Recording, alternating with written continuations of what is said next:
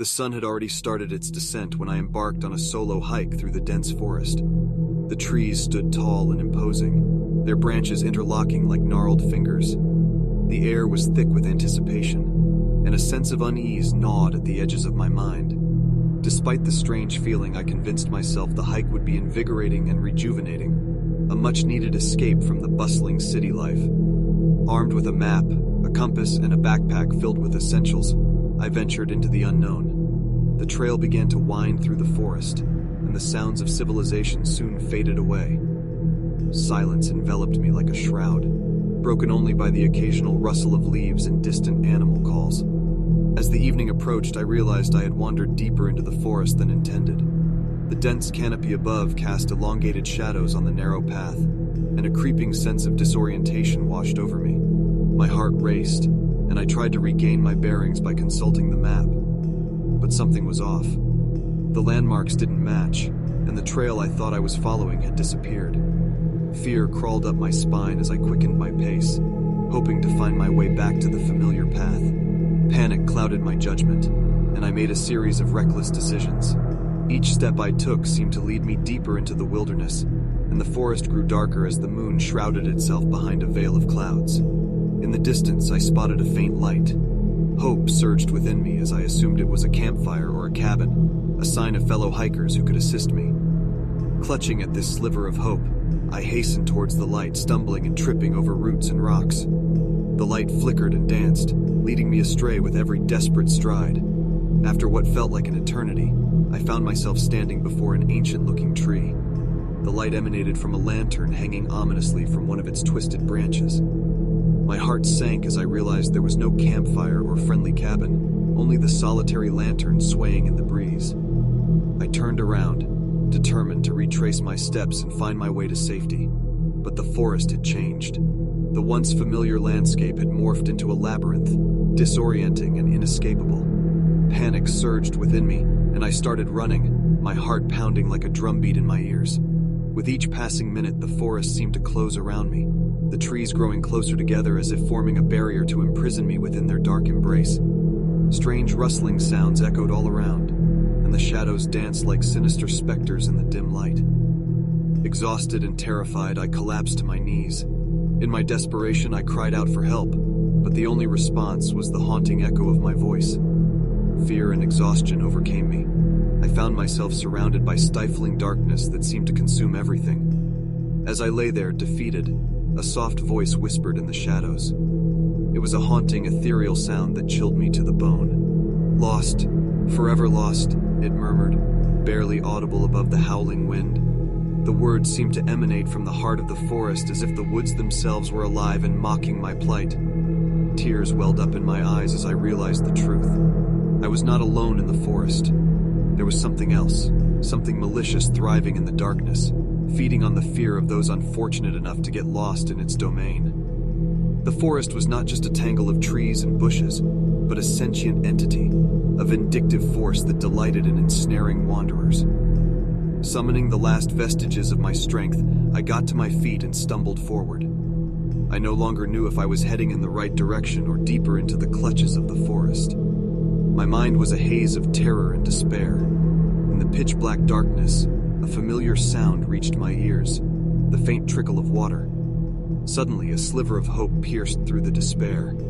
Following the sound, I stumbled upon a narrow stream. I knew that following the stream downstream could lead me to civilization. With renewed determination, I waded through the cold water, my senses heightened by the eerie silence of the forest. Every rustle, every shadow created by the night sky sent shivers down my spine. The stream seemed to stretch on forever, but I refused to give in to the fear that threatened to consume me. After what felt like an eternity, I saw a faint glimmer of light ahead. A sense of relief washed over me as I approached the forest's edge. I emerged into a clearing, greeted by the soft glow of a crescent moon. A sense of liberation and triumph surged through me as I realized I had made it out of the haunting woods. But just as I took my first step into the clearing, a sinister voice whispered in my ear, "You may have escaped for now, but the forest will never forget. It will be waiting for you, and one day you'll return to me." I turned around to see nothing but the forest's darkness behind me. The voice had come from nowhere and everywhere, and I knew that the malefic force of the woods would forever haunt my dreams.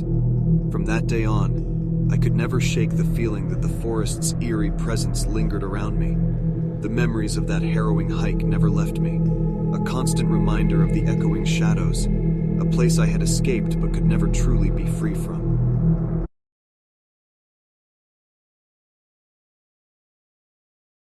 It was supposed to be a weekend adventure, a thrilling hike through the dense, ancient woods that bordered the small town. We were eager to explore the beauty of nature, but little did we know that our excursion would soon turn into a nightmare. The first day of hiking was magical. Sunlight filtered through the canopy, painting intricate patterns on the forest floor. The air was crisp, and the scent of damp earth surrounded us. We laughed and joked as we navigated the winding trails, oblivious to the storm brewing far on the horizon. As evening approached, we decided to set up camp near a serene river, nestled between towering trees. We pitched our tents and gathered around a warm campfire, sharing stories and marshmallows. As darkness enveloped the woods, distant thunder echoed through the valley, hinting at the approaching gale. The rain started as a soft drizzle, gently pattering on our tents. We retreated inside, hoping for a peaceful slumber. But as the storm intensified, the rain transformed into an unyielding torrent, beating down relentlessly upon the fabric above us. Amid the deafening rain, I heard something else, a deep growl, distant but unmistakable. Fear gripped my heart as I realized what it was, a bear. Perhaps attracted by the scent of our campfire or drawn by curiosity, it was now approaching our campsite. I urged my friends to remain quiet, fearing that any noise might provoke the bear. We listened intently to the rhythm of the rain, trying to discern the bear's movements. Panic spread amongst us like wildfire, and our hearts pounded in synchrony with the storm. The bear's growls grew louder, more menacing, and it was evident that it was closing in. Our only chance was to escape. We abandoned our tents and belongings, running blindly through the woods in search of safety. The rain-soaked ground became slippery, making it challenging to maintain balance as we pushed forward. I stole a glance behind me and saw the bear, a shadowy figure amidst the downpour, gaining ground on us. Its eyes glowed with an eerie intensity, fueled by primal instinct. Terror pushed us to run faster, branches scraping our faces, the mud sucking at our shoes. As we fled, we realized that we were lost, disoriented in the maze of the forest. Panic surged within us as we stumbled through the undergrowth, the bear's relentless pursuit never ceasing. Lightning cracked across the sky, illuminating the night with an ominous glow, revealing twisted roots and menacing shadows. Desperation took hold, and we separated in a last-ditch attempt to confuse the bear. Each step seemed to take an eternity, the rain blurring our vision, and the woods growing eerier with every passing moment. I found myself alone, soaked to the bone, breathless and exhausted. Fear paralyzed me as I crouched behind a tree, praying for deliverance. I could hear the bear's labored breathing drawing nearer, its monstrous form closing the distance between us. With every ounce of strength left, I summoned the courage to make one final sprint, stumbling through the foliage. My heart pounded so loud I feared it would betray my hiding spot. The bear was close, too close. I could feel the vibrations of its footsteps through the forest floor. Just as I thought all hope was lost, a beam of light pierced through the rain-drenched foliage. Shouts and yells echoed through the woods, drawing the bear's attention away from me. A group of park rangers, alerted by our distress signal, had come to our rescue. The rangers scared the bear away with loud bangs, and as the creature vanished into the depths of the woods, relief washed over me like a wave. They guided me back to the safety of our campsite, where my friends had already gathered.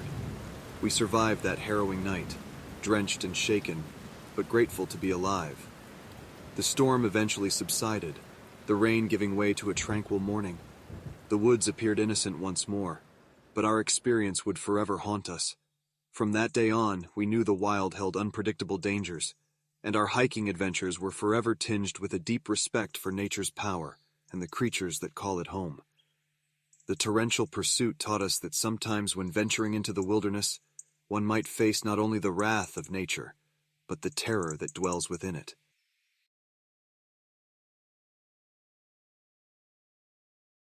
In the heart of the forgotten woods stood an abandoned mine, whispered to be cursed by the darkness it concealed within its depths. Locals avoided the area, weaving stories of malicious spirits and unspeakable horrors lurking within. But legends often find their origins in the unlikeliest of places, and the tale of Thomas Bellows would soon plunge the world into terror. Thomas Bellows was a seasoned geologist, known for his unyielding determination to uncover the Earth's secrets. It was this insatiable thirst for knowledge that drew him to the rumored cursed mine. Ignoring the warnings of the townsfolk, Thomas embarked on his treacherous journey into the abyss. It was a moonless night when Thomas arrived at the forsaken mine's entrance. The darkness enveloped him like a suffocating shroud, but he pressed forward, guided only by the beam of his flickering flashlight. With each cautious step, the cold, damp walls seemed to press in around him, as if the very air conspired to keep him trapped within. As Thomas ventured deeper into the mine, the eerie silence was broken only by the distant sound of dripping water and the echo of his own footsteps. The tunnel narrowed and the air grew heavier as if tainted by a malefic force. Despite the chill that ran down his spine, Thomas forced himself onward, driven by his relentless curiosity. Unbeknownst to him, the ancient mine had a long history of tragic events. It was said to be cursed by the spirits of miners who had perished there decades ago, their tormented souls forever trapped in the darkness. But Thomas, rational and skeptical, dismissed such tales as mere superstitions. His arrogance would be his undoing. As he continued his descent, the ground beneath Thomas's feet grew uneven, and without warning, he stumbled on a hidden crevice, plummeting down into the inky blackness below. Pain seared through his leg as he landed with a sickening thud. His flashlight clattered from his grip, shattering into darkness. Thomas writhed in agony, his leg twisted in a way that could only mean a bone had snapped. Panic and fear gripped his heart, and for the first time in his life he felt truly helpless. The abyss mocked him, feeding on his despair. Through sheer willpower, Thomas mustered the strength to crawl forward, his broken leg trailing behind him like a dead weight.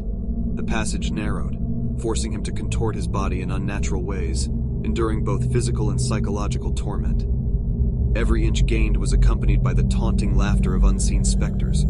Time lost its meaning in the suffocating darkness, and the line between reality and delusion blurred. Unseen hands seemed to claw at Thomas, urging him to surrender to the consuming darkness. Yet he persevered, clinging to the faint glimmer of hope that lay ahead. Hours turned into days, and the pain became a relentless companion. Thomas's body grew weak, his mind tormented by visions that danced just beyond the reach of his fractured sanity. He could swear he heard anguished whispers and chilling laughter in the depths, but whether it was the mind playing tricks on him or the tortured spirits themselves, he could not tell. In his most desperate moments, he would pause to catch his breath and call out for help, but the haunting silence was his only response. Thomas was trapped in a realm of nightmares, unable to escape the clutches of the mine's curse.